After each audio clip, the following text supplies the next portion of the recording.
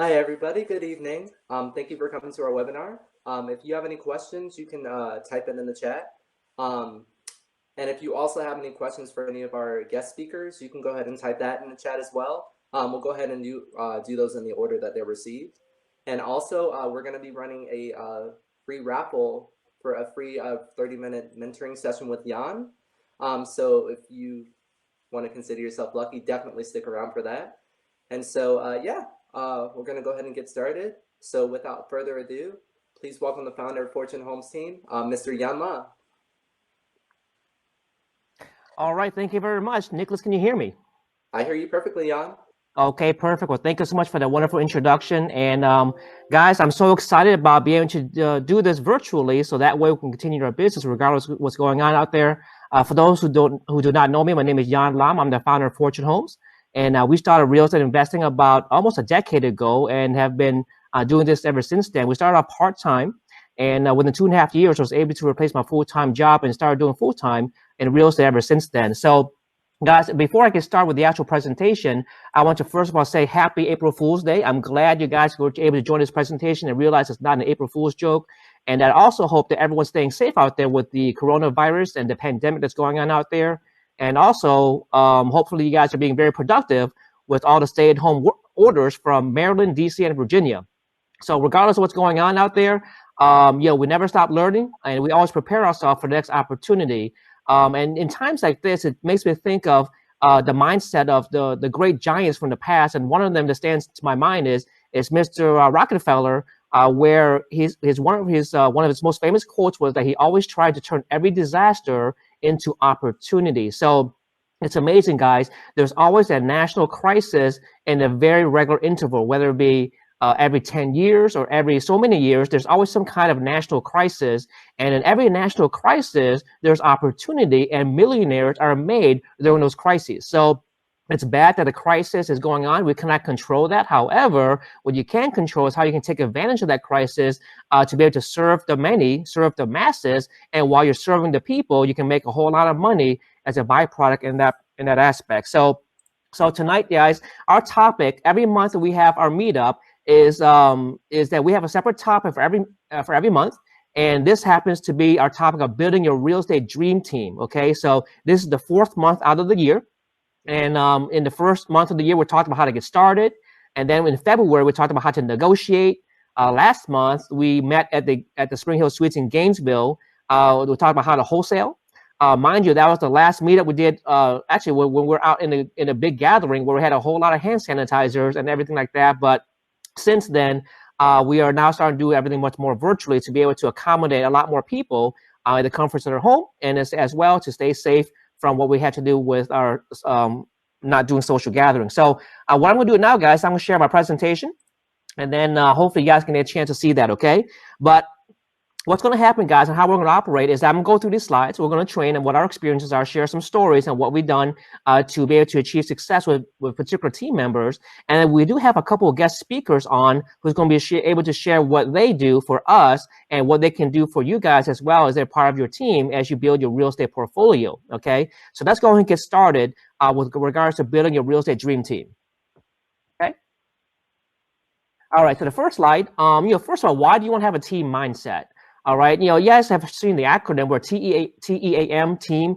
It means together everyone achieves more, and that's there is no I in team. A lot of people try to do it out of their own ego, out of their own desires, but they can never achieve great things without having a team. Okay, so let me show you an example. And there's 4 ways to produce income. All right, the first way is where most people are is they're an employee. Employees earn a W-2.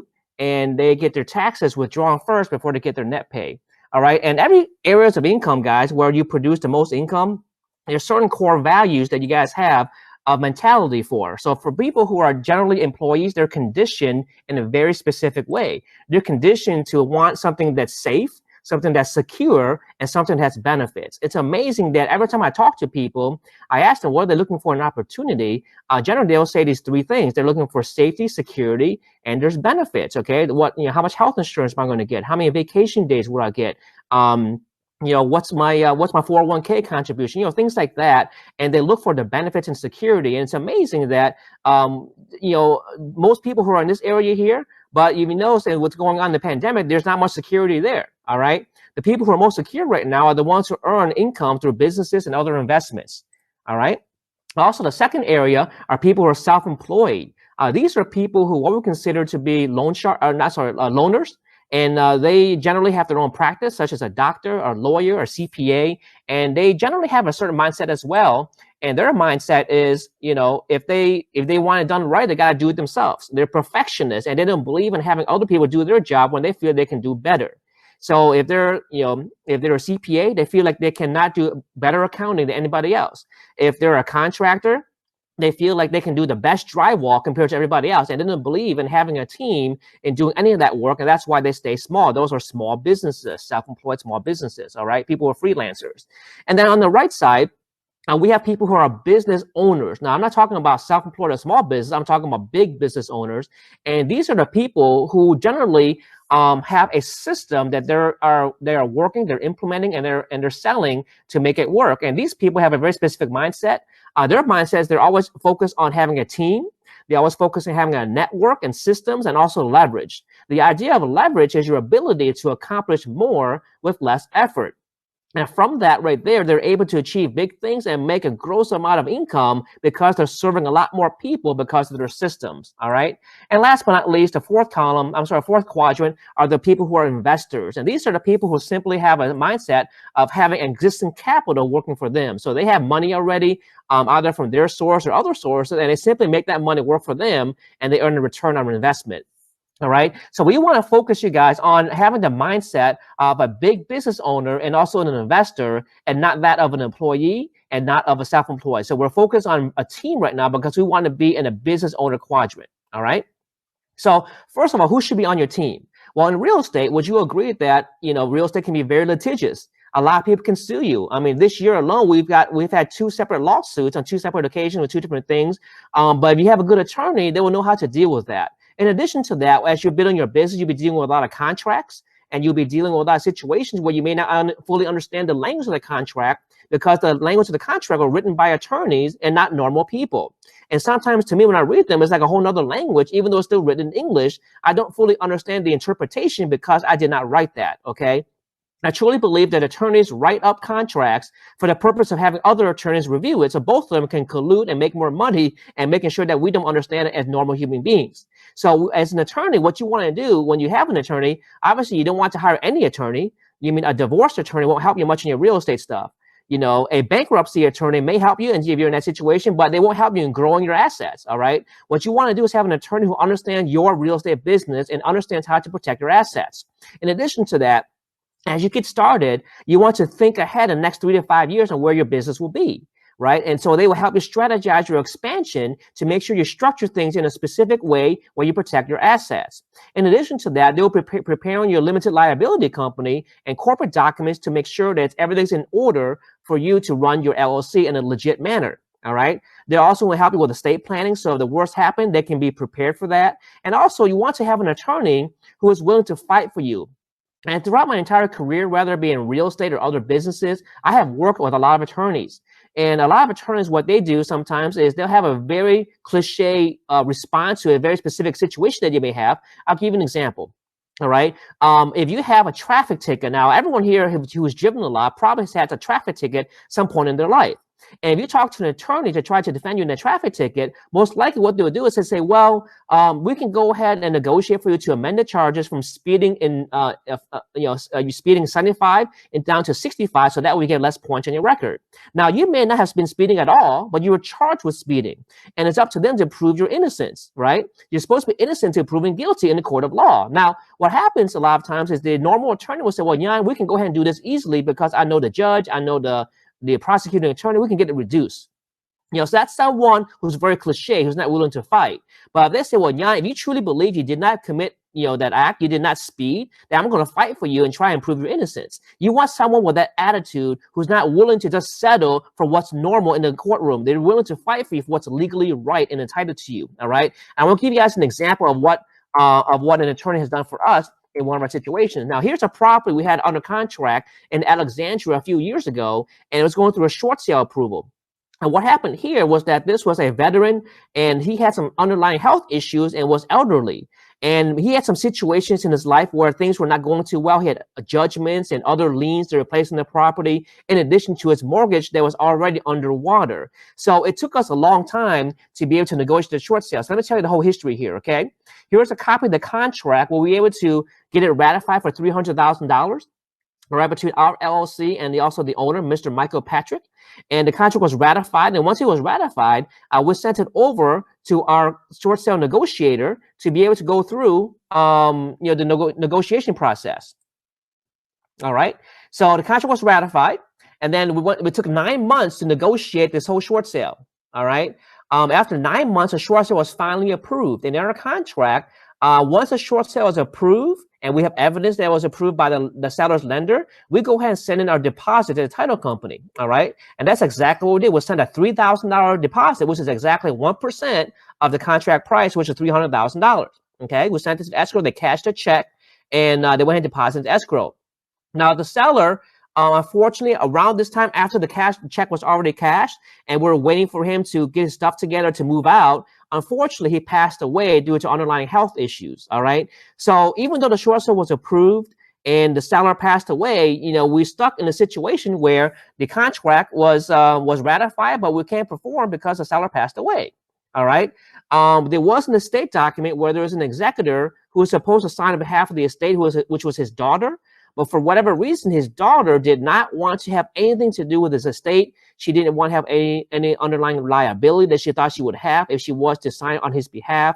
And we kept on trying to let her know that, hey, listen, you're not going to have any liability for signing on the behalf of your father. But for whatever reason, she chose not to act on that behalf. All right. So we were stuck in a hard spot. Months went by and settlement could not happen. We were trying to get to purchase the property because we were still interested in buying. But the daughter, who was the executor of the estate, did not want to perform. So therefore, since we realized that there was no hope in settling this deal, we went ahead and requested the deposit back from the escrow agent, and they refused until there was a release signed. And I told her, like, well, look, the seller passed away. Who can sign the release? And she was, we kept on going back and forth logically, and logically what she was saying made no sense to me. All right, and weeks went by. And telling them, hey, listen, we have an executive of the estate. They did not want to perform. They did not want to return our calls, and they did not want to proceed with this settlement. So we need our contract, null and void, so we can get our deposit back. And again, they refused to return the deposit. So I finally called my attorney, and they made one simple phone call. All right, one simple phone call, and I have no idea what he said, but I wish he had it called on the recorded line so I can use that as reference. But finally, after the attorney called, within 5 minutes, the title company called me up to apologize and then asked me where the deposit should be sent and wired. So I gave them my checking account information for LLC and then wired that money directly immediately after my attorney called. I called back my lawyer and I said, hey, listen, what did you say to them? And he said it's an ancient secret. And I don't know what he said, but whatever he said worked. I guess I don't need to know because I was more focused on the result than what he actually said. Okay, so that's the value of having a good attorney on your team for situations like that you may not have to account for. All right. All right, go on to the next slide here. Who else should be on your team? All right. Well, would you agree that a CPA would be a good person to have on your team? Absolutely, because once you're self-employed and once you go into the business area, now you start having to pay for self-employment tax. You start having to pay other federal income taxes that you didn't have to pay for before. All right. What happened to the presentation here? All right. Let's go back to the slide here. I'm not sure what happened there. Went back to the beginning. All right, it's a good CPA. A good CPA is someone who understands the business tax laws and your situation, so that way you can leverage off reduction in tax liabilities. He can advise you on what you can expense, what you cannot expense, what you should do, what you should not do to be able to take advantage of the current tax laws. And I hope you guys would agree that every year the tax code changes. All right, so as time goes on, I've never seen them remove tax laws. I've always seen them add on or amend past laws. So the tax code gets more and more complicated, and therefore you'll need someone more specialized who's proficient in it as a career to be able to know what to do to take advantage of that situation.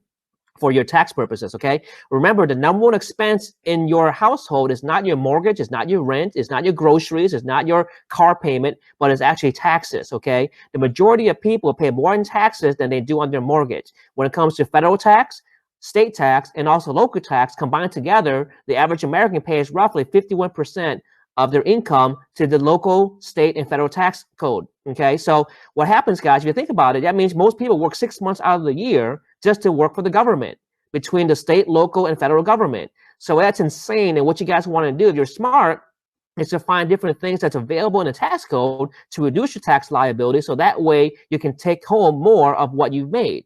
This is saying that it's not how much you make that makes a difference, but how much you keep of what you make that makes the most difference, okay? Now, what's next? The next person you should have your team is a very good real estate agent, okay? Someone who's investor friendly, someone who is possibility focused. And what I mean by that is that I don't want to hear a conversation with any one of my team members say, well, yeah, you can't do that.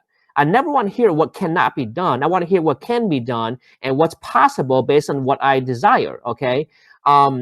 And I remember when I first started about 10 years ago, I interviewed a lot of agents to figure out who I was going to work with and build my team. And a handful of them would told me, I'll meet with them, Panera Bread, or have coffee with them. And I'll tell them, hey, listen, this is what I'm looking for. And this is the price point I'm looking for. And here's what I'm looking for, and different criteria. And a lot of times they say, well, Jan, that's not possible. All right. And the moment they say that, I definitely don't want them on my team, because they're very small. That's small thinking. I want them to think big and what's possible instead of being creative. They went ahead and shut down and said exactly immediately that what's not possible. Okay, I believe that when you say it's not possible, that you cannot do that, that's a sign of mental laziness. All right. And when people have a very difficult problem or challenge to solve, if they're focused on how can I solve that, or how can I do that, or how can I do that, now they put their brain to work, and so they can innovatively, creatively figure out a way to solve that problem instead of mentally shutting down and saying that cannot be done. All right, I want someone who's mentally strong and not mentally lazy. Also, someone who does their own marketing as well and does lead generation for their listings, and also for buyers, because you never know, when they market for listings, they may have a distressed home where they can give you as a pocket listing for you to be able to get that deal under your belt.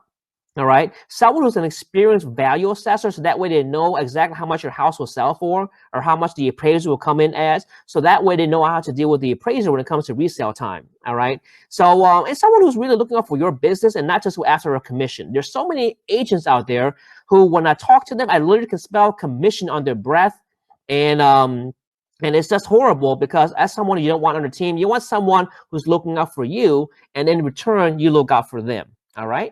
All right, here it goes.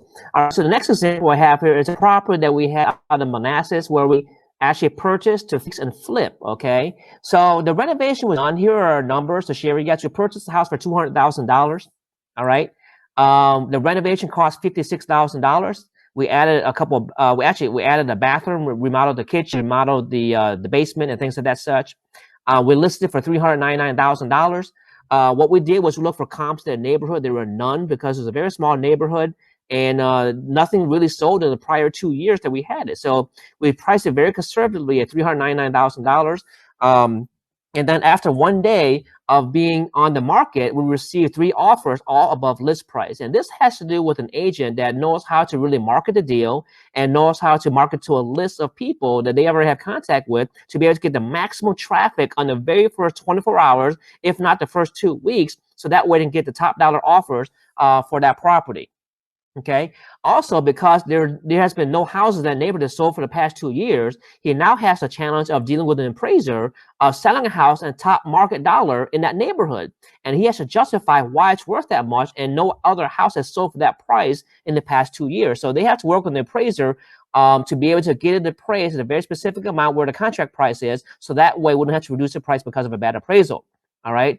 Also, someone who knows how to work with the home inspector to make sure that they know how to communicate certain things. So that way they don't scare the buyer off with certain things they see on the home inspection report, and knows that we can go ahead and fix things that may be a concern to them. So that way they don't back out because of things they don't understand from the home inspection report. Okay, we ended up selling the house at $417,000 and some change. So that's roughly $17,000 above list price. It's very exciting, and we're able to make a lot of money on that deal because of that multiple offers in that situation. Okay, so what I want you to do, guys, one of my team member, team members who've been with me since the very beginning. We actually took the same boot camp class back in 2011, almost 10 years ago. And he's been with me ever since then. And now to this day, we've been through a whole lot in thick and thin. So I want you to have Mr. Kurt Morton here, who's with Fairfax Realty, share a few words on how he's helped us out as an agent and how he's helped other investors out as well. So Mr. Morton, I turn it over to you, sir. Hey, can you hear me? There you are. Go ahead, sir. Can you hear me, Jan? Yes. Oh, cool. Sorry about that. Possibility mindset, right? I can get the phone to unmute. Yeah, really happy to be, talking to you guys today about, some of the benefits of working with a good agent. I think Jan definitely covered a lot of things that I think are really important when you're trying to decide who you want to work with. Definitely some of the things that really ring home to me are, I've talked to a lot of people that, kind of come to me for a second opinion, and they've been working with some other agent, and they keep telling them that, oh, these are good deals. And, like John said, like, you really got to be wary of someone that's just looking to get a commission and not really understanding the real, the flipping business, and doesn't necessarily have your best interests at heart. So, if you're ever in a position where, you're working with someone and you feel like they're really pressuring you to, proceed with something and that doesn't make sense, stop, go back and look at the numbers again, make sure you really understand what you're getting yourself into. Definitely working with someone that understands the business of flipping, you really understands how to, calculate what the value of a property is going to be at the end. Also a lot of times too, with, other agents, I see, people being told pretty lofty estimates of what something could be worth. In this business, you don't want to be basing your numbers on your best case scenario, right? You want a realistic estimate of what something's going to be worth. And then definitely, working with a investor-friendly agent, you can build up a relationship. Investors, as an investor, you shouldn't be paying a full commission. The idea is you're doing, lots of business with this individual, and so there should be opportunity to, cut some costs out of the transactional process. And that's, where having an investor-friendly agent can really help. There's a lot of real estate agents out there. I highly recommend to people, you're potentially investing and risking a lot of money, especially when you're first getting started. Working with someone that maybe you trust, but isn't necessarily the most experienced, like a family member or a friend that's maybe, has done a couple transactions, or you're trying to help them out because they're getting started in the business. I mean, that's all well and good, but, when you're talking about, making or losing tens of thousands of dollars, you really want to make sure that you understand everything that has to happen maybe before you work with someone else that doesn't. So again, picking an experienced agent that understands the business can be really valuable, throughout the entire process. I've had clients that I've worked with where, they get a month into the project and then everything starts falling apart with them, and they actually really need a lot of help to figure out how to get back on the right track. And that's where, the years of experience of investing and flipping can really come into play and help kind of get people back into, hopefully a more favorable position by the end of it. And the other thing too is even working with an experienced agent, if they're not used to working with flips, can be a big detriment. I'm sure Jan could probably share, some stories of past deals that, because of how he, got the property, he had to make agreements on who he was working with, and these were experienced agents, and they ended up doing things that ended up costing lots of money. So I'm thinking of more than one that I'm sure Jan can share that's happened in the last 2 years or so. But anyway, I think it's just, again, you want to make sure you work with someone that understands the business. And build a relationship and have someone that you work well with. That's really, some of the most important things. Absolutely, Mr. Morton, I really appreciate your insight there. One of the things that I value Kurt more on as well is that he's also an investor like myself. He's done fix and flips. He does buy and hold. So he can see he can see his things in that aspect of that in that full angle as well, perspective. So it's been very valuable because he treats every deal that we do like his deal. And so if we have a tight spot, then he'll definitely help us out. And of course, we do very well, then we'll hook him up as well. So it's all about teamwork, right? So please appreciate Mr. Morton. I'm going to go into the next slide now. Okay. All right. So who else should be on your team? All right. In addition to an agent, well, you definitely want to have a title company on your side who's actually licensed and able to do business in the states that you want to do business in. So in this case, whether it be Virginia, DC, Maryland, or a combination of all three, you want to have a title company that does very good in all three areas and understands title work and how to deal with certain things in all jurisdictions. Okay. Someone who's also investor friendly, someone who understands the terminology of contract assignment. So if you guys are deciding to, if you have something under contract, you can choose to assign the contract or wholesale the deal for an assignment fee, or you can choose to buy it on your own and understand the private lending documents that are sent to you from your hard money lender. So these are people who understands what you're doing for a living, and they are very, very investor friendly and understands the etiquettes of how to talk to the seller. So for example, if you're trying to wholesale a contract, and the seller comes up to you, to the title company, and asks, okay, I see a thing here of an assignment fee of X dollars, of $20,000 or $30,000. What is that? Well, the title company needs to have the etiquette and fully understand how to explain that to them without scaring the seller away. And our goal is to want the seller to sign the documents and have settlement be completed. All right. So you want someone who knows how to talk to the seller to make sure they are confident on the transaction and that everything's going to go okay for them. Someone who does a thorough review of the title. So if there's been past judgments, or if there's been past issues that may cloud the title, such as a death of one of the title holders or things like that, they want to be able to have insurance and from the owner's insurance and also title insurance to cover all aspects if needed. Okay, this is especially important in DC, because DC, some of the stuff can be so complex, I cannot fully understand it. And I have a master's degree in engineering. Okay. So you want a good title company with a good title attorney who knows exactly what to look for to ensure that when you buy the house and fix it up or whatever you want to do with it, you have no problem selling it after it's all said and done. So whether your exit strategy is to buy and hold and sell years down the road, or to fix and flip and sell short term, they want to make sure the title is clear, so that way you have no problem selling it. I've seen so many issues where some of my students have actually used preferred title companies from auctioneers, and later on found out that the title company was based out of India. And I have no idea how someone in India can do a transaction for real estate in the United States, let alone get all that done. But, it sounded very shady. And I told them, hey, listen, this doesn't sound right. I suggest you switch title companies to our title company, which they did. And the moment they did that, they reviewed the title, the abstract, and the situation. And our title attorney advised my students, said, hey, listen, I really suggest that you back out of this deal, because there's so much going on with this litigation process from the seller that's going to be sitting on the queue in the docket for years to come. And you may have trouble selling it if you're going to flip it 6 months from now.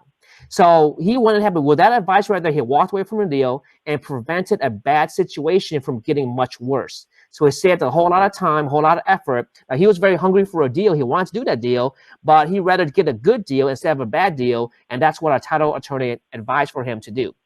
Okay, so that's very good advice to prevent bad situations from happening. All right. In addition to that, you want to have a private lender, because when you guys start doing real estate and talking to motivated sellers, there may be situations where the sellers are so motivated, they really want to sell. They're only willing to sell at a discount if you can close fast. All right.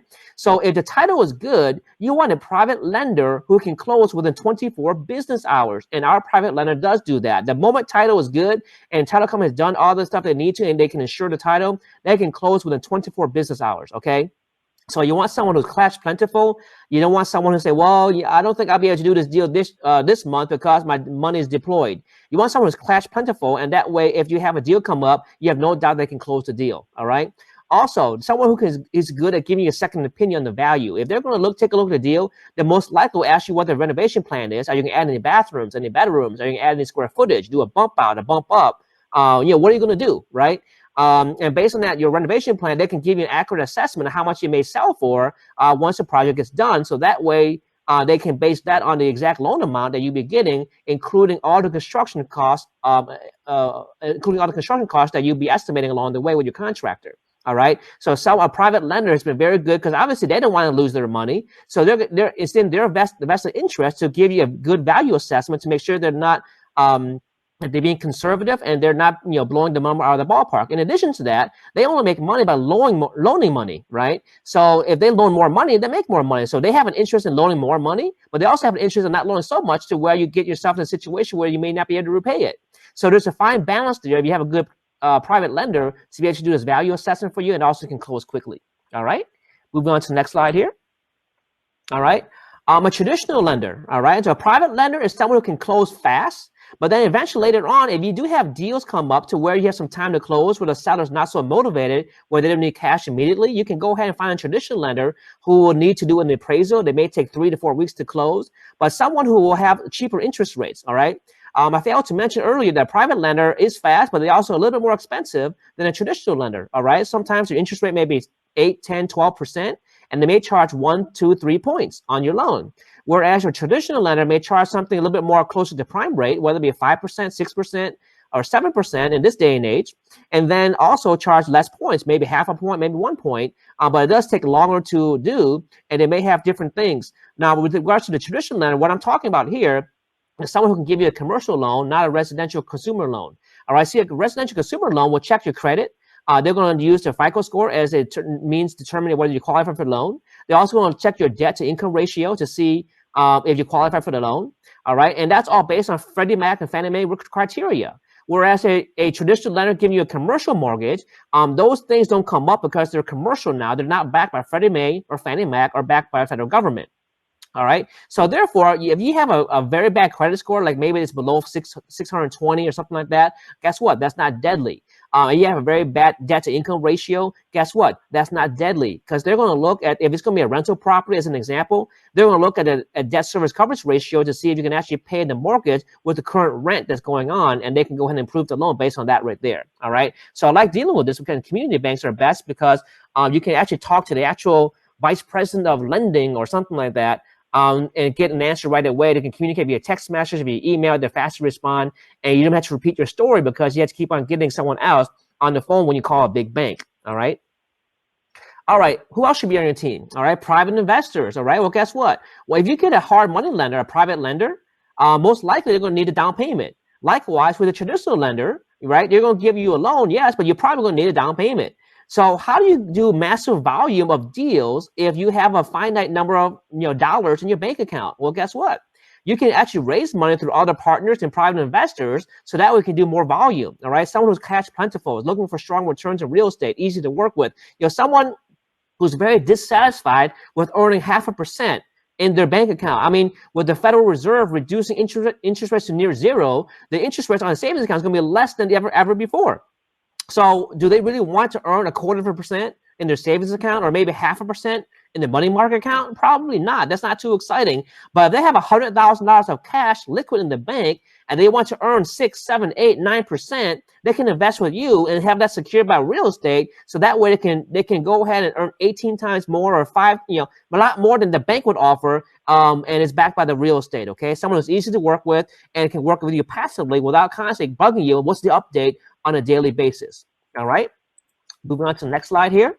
Now, of course, if you guys are going to be doing fix and flips or even buying whole properties where you made to fix certain things, you would want to have a good general contractor. Now, why do I say general contractor and not just contractor? Well, the difference is a general contractor is the manager of all the trades. So it'll be plumbing, mechanical, electrical, and building. All right, they will manage everyone underneath them to get the job done, and you talk to one person and one person only.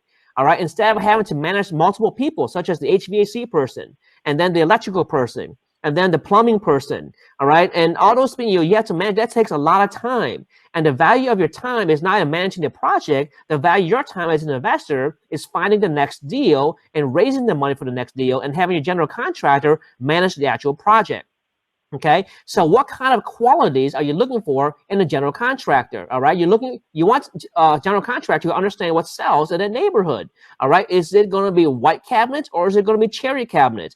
Is it going to be a darker granite or is it going to be a lighter granite? Is it going to be a ceramic tile or is it going to be porcelain tile or marble tiles? Okay, what's going to sell in that neighborhood? Okay, is it going to be a dark hardwood or is it going to be a lighter hardwood? So those kinds of things that they understand the neighborhood and what sells for, and also understand what each county where the property is. They understand the building codes on what qualifies to pass and what qualifies to not passing. So that way, when you go on the site visit before you buy the house, your general contractor can say, hey, listen, this bathroom was built without permits because they're doing it not to code. The location of the toilet is out of place. The door is opening in the wrong way. The plumbing is not done correctly. The ceiling height does not meet criteria for having a finished basement. All those kinds of things they would know that you may not have known. All right, they will advise you on what was not built to code and to permit, according to permits, and what qualifies today.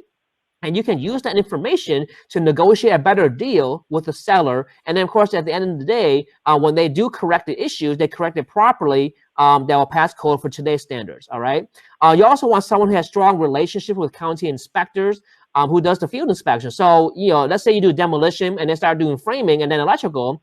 Well, the inspector is going to come out to inspect the electrical and also inspect the plumbing to make sure it's done properly. If they already have a good relationship, the confidence level of the inspector with that contractor is high, and they may not be as tedious when it comes to the inspection and fixing things that could delay the project.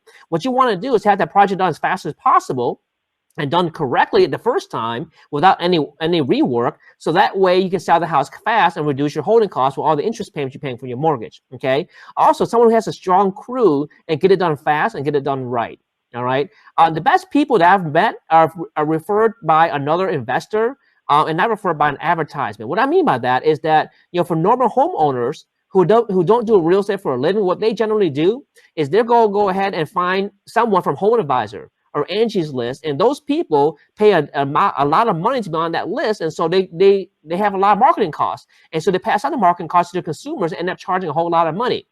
Well, our general contractors are not on those lists. They're referred by other investors, so therefore they spend no money on marketing for deals because we give them so much volume. They don't need to market for deals, and they stay very busy with us just by itself. Okay, and because they're not spending any money on marketing, they reduce the cost of their operation, they reduce the operation costs and pass those savings on to us, and so can renovate the deal at wholesale price instead of retail price. All right. So here's a couple of examples of what a good general contractor understands. All right.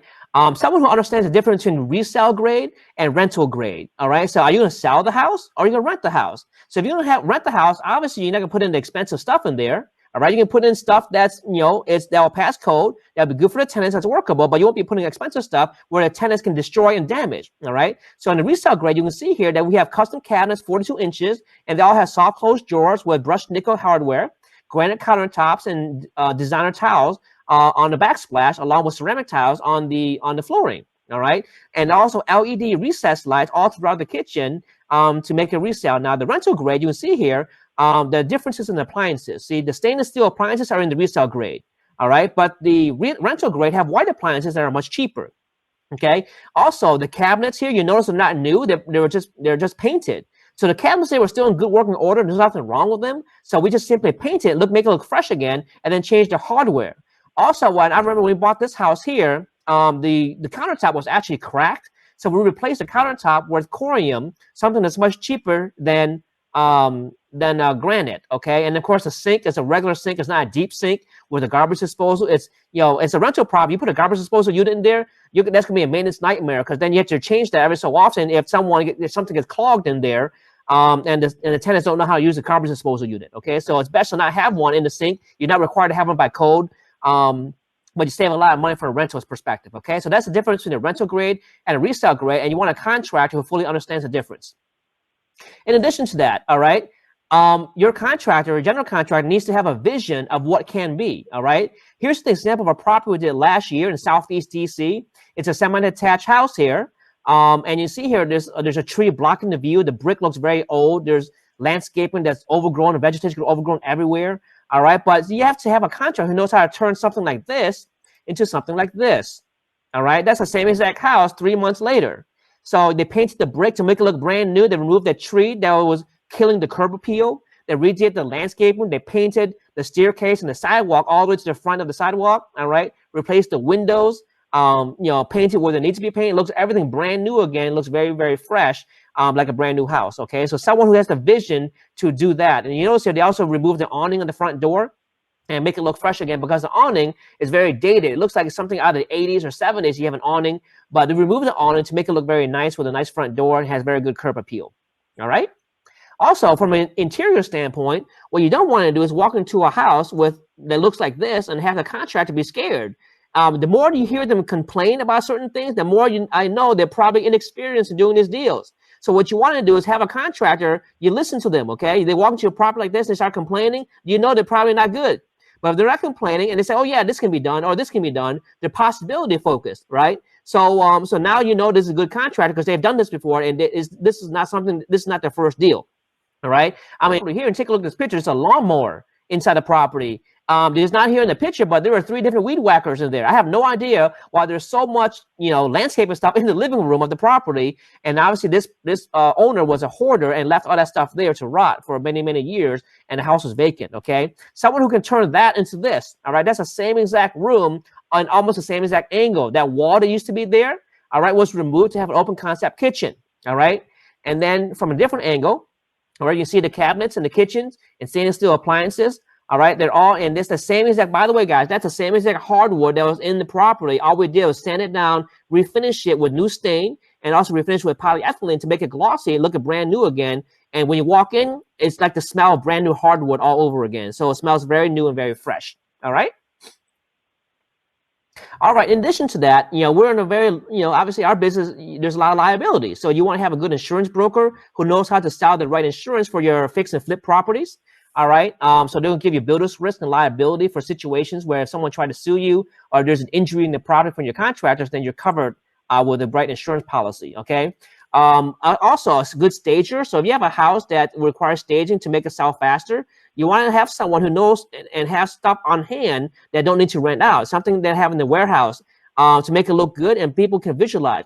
I rarely use stagers, and the only time I use a stager if the floor plan of a house looks very odd. All right, or maybe I know there's too much inventory in the marketplace in that neighborhood, and I want to have ours stand out. And so what we do is we have a stager to make ours look really good compared to the competition, so we can have more traffic. All right, so a stager is going to be very good. And here's a couple of examples. All right, this is a townhouse we did in Woodbridge, and it was more of a traditional look because the hardwood was a little bit darker, and then the kitchen cabinets were also a little bit darker as well. So because the traditional look of all the stuff that's inside, she decided to have a traditional look with regards to the furniture. All right, so you can see here that the couch, the chairs, the pillows, even the wall arts and the decors all match with this red, brown, gold theme throughout the entire house. All right, so someone who knows how to stage not only the living room and the dining room like this, but also knows how to stage with props inside the bathroom. So this is the bathroom. The master bathroom is double sink. So because the cabinets were darker, all right, she went ahead and staged it with props and also towels that match along with what was in there already with the tiles and the cabinet colors and so forth. All right. Also, she has wall arts inside the thing. And once we sold the house and got it under contract, was close to settlement. About a few days before settlement, she went ahead and removed all the stuff and then repatched all the holes that were done in the wall. With the same paint color that we had there because we had extra paint there. So she patched up the holes, repainted it to look like brand new again for the new owner. Okay, so that's the type of staging that you'll want on your business. Okay. Also, a good property manager for those who are doing buy and hold. Okay, people who are building long-term wealth through rental property, through depreciations of their of what they own, and also wants cash flow on a regular basis. Okay, you want a property manager who knows and understands how to pre-screen quality tenants, so that way they will pay rent on time. All right. And also if there's a hardship like right now where people can't go to work and they have a hard time paying rent, then they know how to help the tenants go through some government assistance, such as unemployment or maybe qualifying for what was recently passed into law last Friday with the CARES Act, with the $2.2 trillion that they can use the stimulus money to help pay the rent. Okay. You want someone who minimizes landlord involvement. That way the landlord, someone like us, can focus on getting more deals instead of managing the existing deals they have. All right. And in the worst case scenario, if they need to do an eviction of a tenant, then they know how to do it on their own without us much involvement, to get that thing cash flowing again. Okay. So I want to show you guys an example, all right, of one of our rental properties. And here's an example in Woodbridge that we bought in BRRR. This is what we call a buy, renovate, refinance, rent strategy. That's what BRR stand for. We purchased the house distressed from a homeowner who had a tenant that was not paying rent. They destroyed the house, and the owner did not have the capital to renovate the house or sell for top dollar, so we sold it as is with all the problems. So we bought it for $115,000. We spent $23,000 onto the property with rental grade materials. So we fixed what was broken. We repainted the cabinets. We didn't use hardwood. We used laminate. We didn't use granite. We used corium.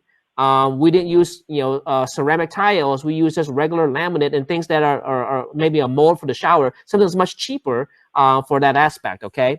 We went ahead. Once the renovation was done, we had it appraised to get it refinanced. It was appraised at $215,000.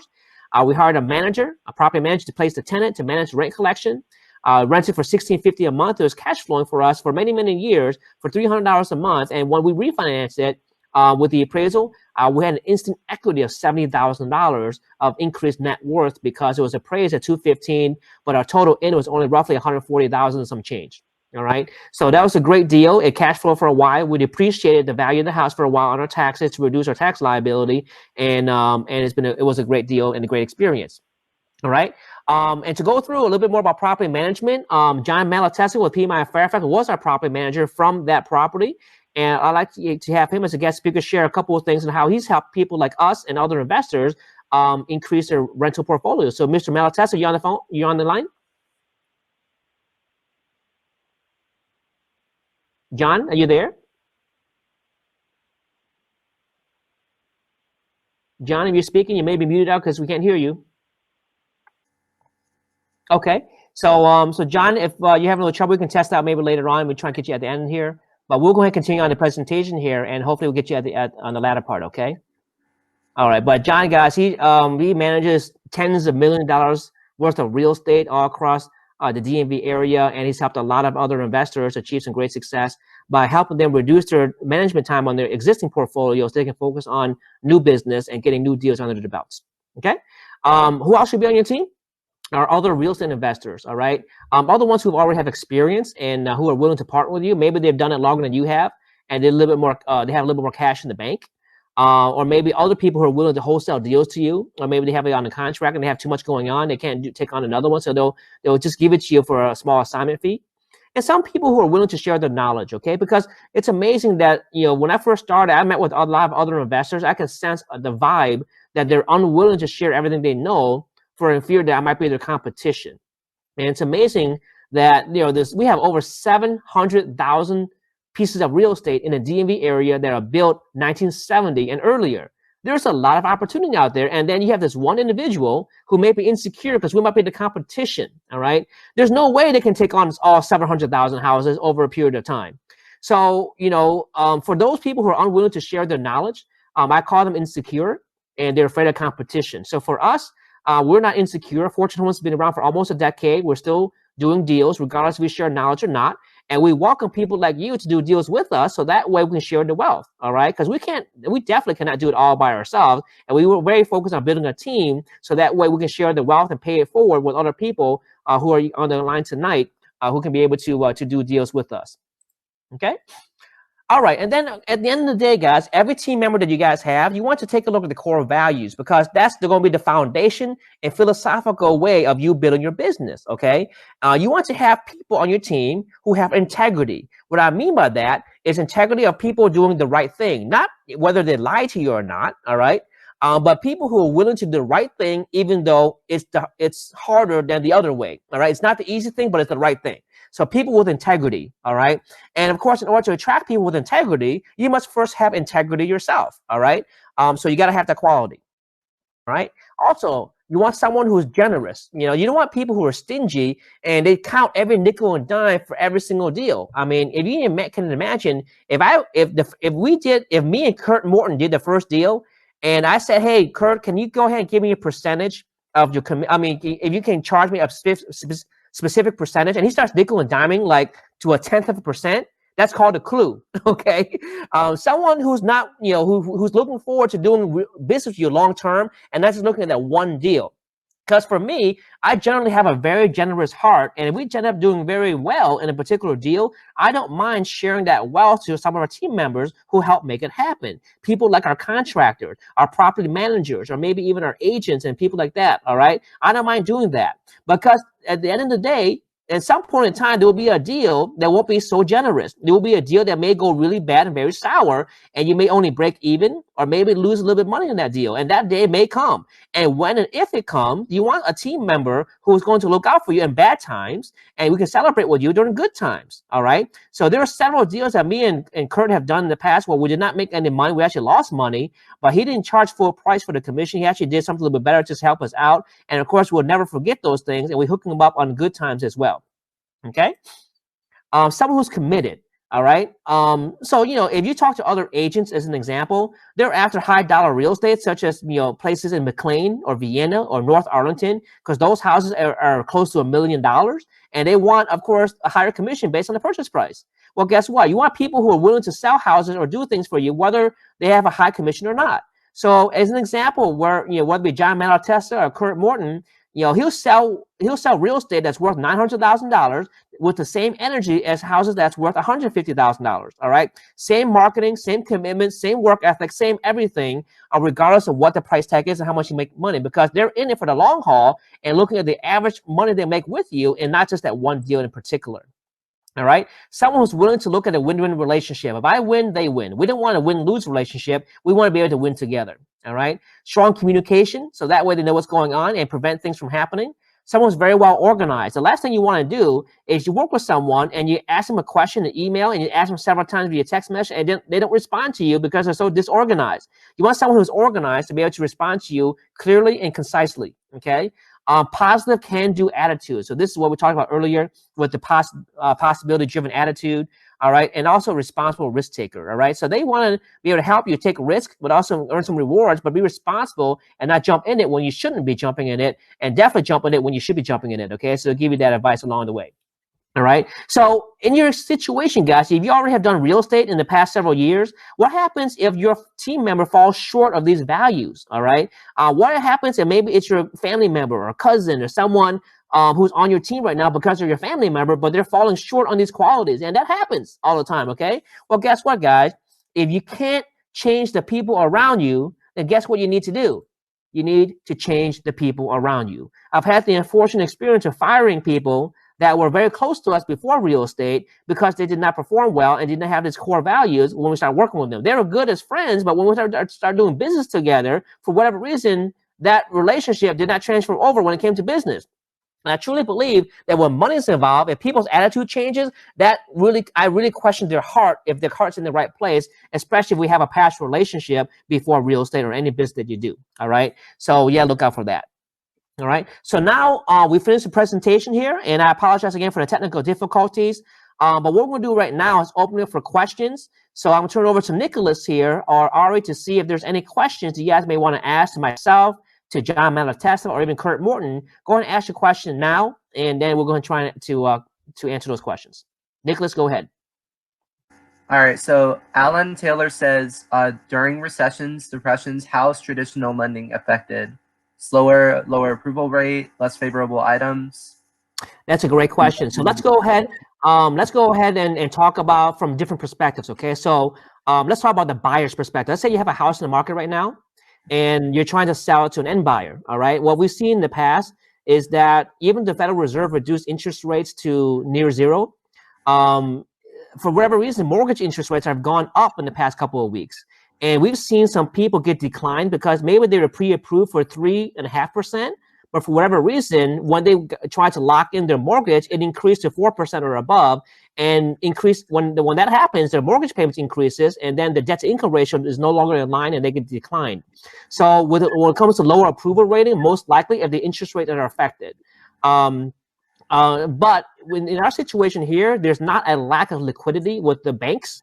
such as the big banks like Citibank or Bank of America or Wells Fargo, there's not a lack of liquidity. They're actually pretty financially strong, and with the last stimulus package, the government is guaranteeing all the FHA loans and all the federally backed loan, VA loans, and so forth. So there's not a lack of liquidity. So the money is there to loan. They want to loan it out, but the question is, can the people could afford it with a higher interest rate based on what's going on? Now, from a perspective of buying a house or as an investor, commercial loans, I have not seen any changes with that, with the exception of one. All right, my private lender, when I bought a wholesale deal, if let's say if I bought a deal that was that had an assignment fee of $25,000, and it was on contract for $300,000, that means the total purchase price is $325,000. That generally would use the $325,000 total with the assignment fee as a purchase price to calculate the loans. So if they're going to calculate 80% of loan to cost, they will go ahead and give me 80% of the $325,000. For whatever reason, in the last couple of weeks, my private lender no longer can finance assignment fees.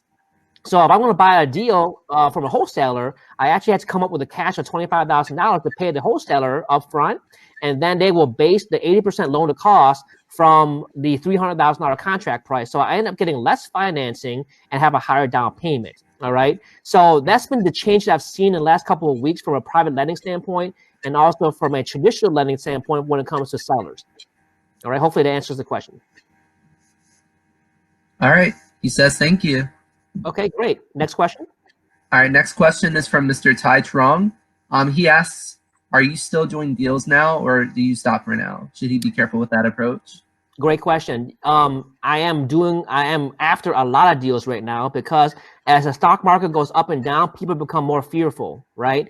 And for those who lived through the decade of the Great Recession in 2008 to 2010, they remember how fast real estate values dropped.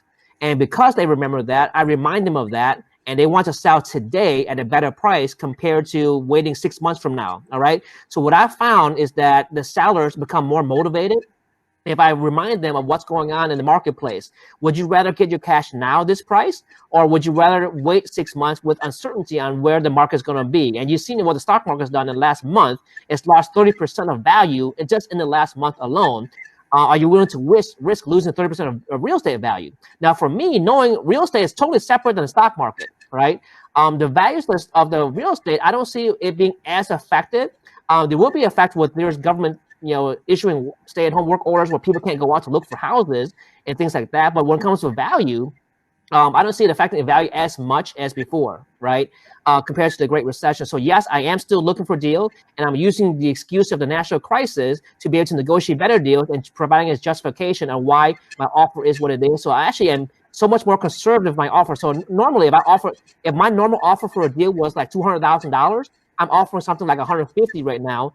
And see what they say. And if they're okay with that and they want to do a counter offer, great, we have a conversation. But if that's too low, then then we can try and something else with a higher number. But I'm offering much more lower because of what's going on.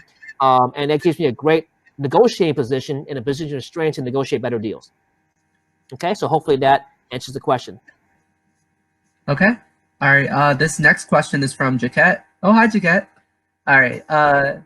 She says, I know DC is a hot area and you wouldn't recommend doing buy and hold due to DC's tenants laws, but would you recommend doing fix and flips and wholesaling? Great question. I love DC when it comes to fix and flip. The reason why DC is a great marketplace is because you can actually buy things so much lower compared to Virginia. And the reason why is because the houses are older. DCRA, when it comes to permitting, is not as friendly as, I say, Fairfax County. Or Prince William County, right? And they have more volume out there because they're more densely populated. So things may be a little bit more stringent, a little bit more slow, but it's worth it because you can have a bigger spread from buying a DC row house compared to you bought the same thing out in Virginia, all right? So the spread comes to be a lot higher, and the renovation is more challenging because the house is older. You got to have a contractor who knows DC and knows DC well. They got to know how to change cast iron plumbing. You got to know how to remove sheetrock with metal nets with wood behind the wall and install recessed lights. And this is not regular drywall, okay? This is really hardcore stuff. You got to know, when houses have been sitting there for a while and rotting, they got to know how to deal with it structurally. or maybe it's a basement where the ceiling height is very low. They gotta know how to underpin, so that way they have a legal a ceiling height, so that we can finish the basement and install a bathroom and a recreation room down there. So yes, I love DC. I actually have 2 renovations going on in DC right now. Both of them are condo conversions. One is a 5-unit condo conversion, and one is a 2-unit condo conversion, all Northwest DC, roughly half a mile apart from one another. Uh, yeah, so DC, I love it, and I'm still looking for more. Okay. All right. I actually missed this question. It's from Mr. Steve Rehard. He asks, what do you believe will happen with price levels and inventory as we work through the coronavirus situation? Okay, great question. So a number of different things have been happening. There's a lot of moving parts. As of today and yesterday, I believe, I'm not sure about Virginia, but I saw something or heard something from Maryland where the governor has issued a release order where if people are under contract to buy or sell real estate right now, they can back out of the contract without any penalty. So that obviously is going to affect sellers, and that's going to affect buyers. Because I mean, if people don't have a place to live, maybe their lease is ending from their apartment, they need to move to a house or something like that. I mean, things got to move forward still. So I guess my answer to that is that life will still continue.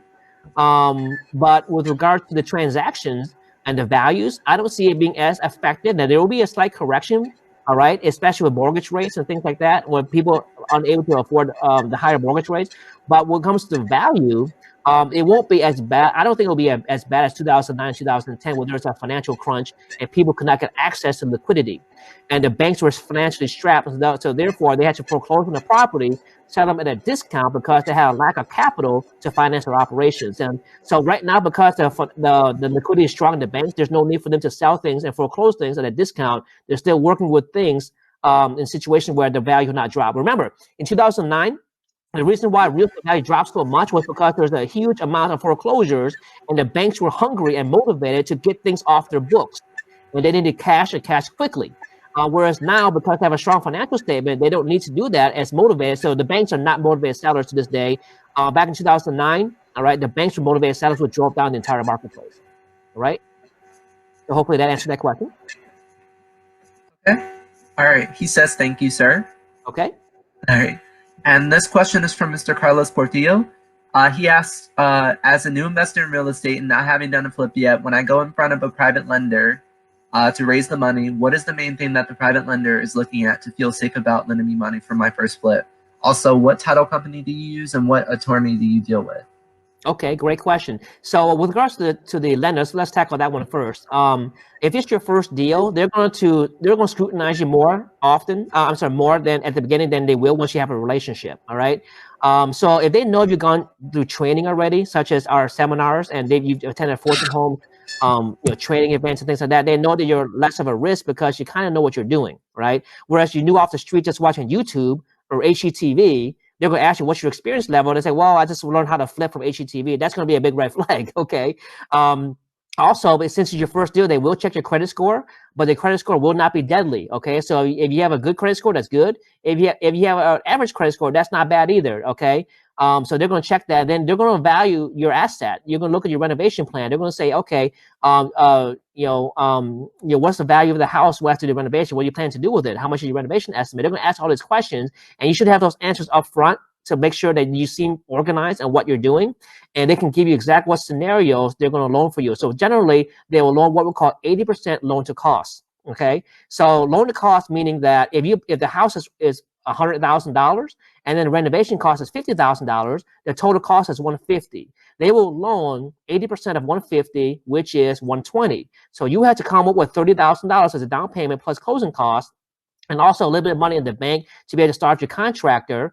And they're going to finance your renovation through milestones along the way through renovation draws as you hit different milestones. So as an example, you finish demolition, they'll give you the first draw. Then you finish framing and plumbing and electrical, they give you the next draw, and so forth. And that's how they finance renovation. And once it's all done, once you sell the house, then the loan's paid off, and then your proceeds are to go into your bank account as profits later on. The second question, I believe, was about a title company.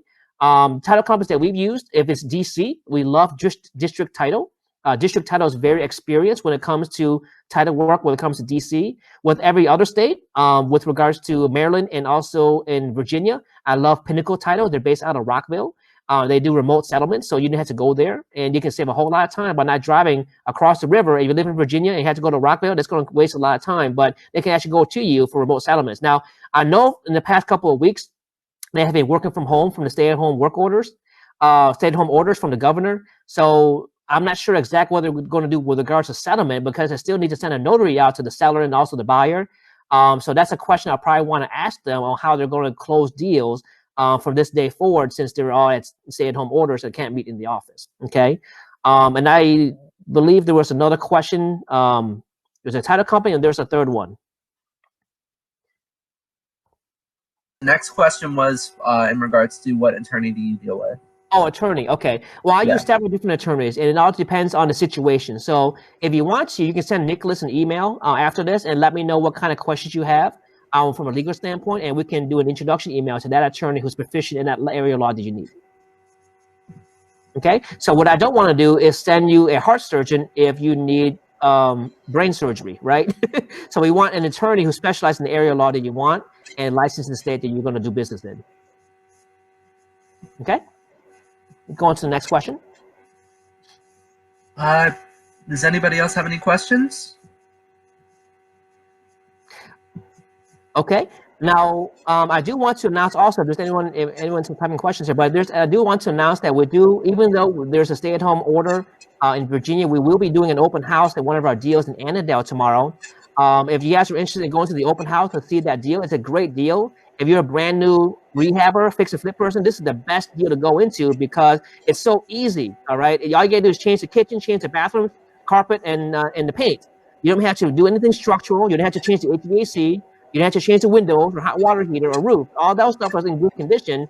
And the only thing you gotta do is do a kitchen remodel, and then the bathrooms. It's very easy. So if you guys are interested in that information, I believe Nicholas had already sent out that email earlier today or yesterday with regards to the open house. So make sure if you're interested in going out to Annandale to look at the house between 12 and 1 tomorrow, go ahead and RSVP to the email address on that email, and we'll make sure we add you to the list to go out there. So it's probably going to go very fast. We already have a handful of people, experienced investors, going out to the open house tomorrow. We definitely would love to see you guys there as well.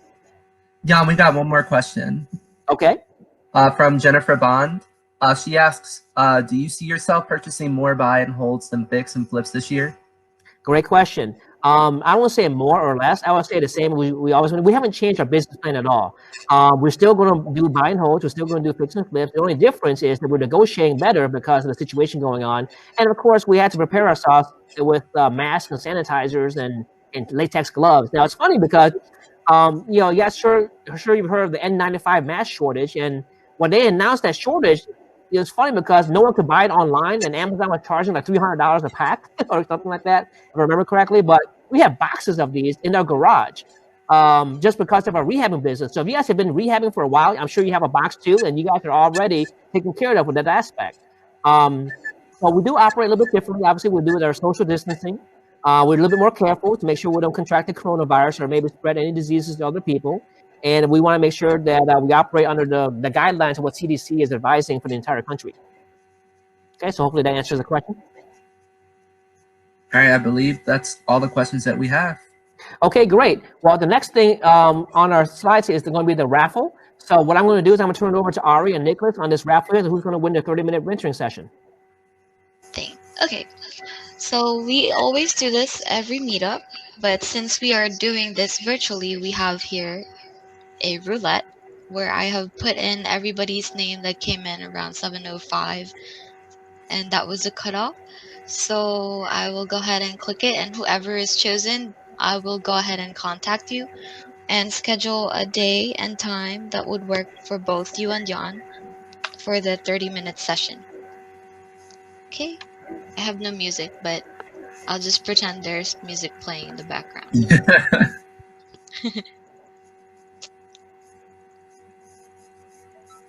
Sheldon Davis. I will go ahead and send you an email later on. Please keep a lookout for my email. My email is support@fortunehomesteam.com. Thanks and congratulations. Congratulations.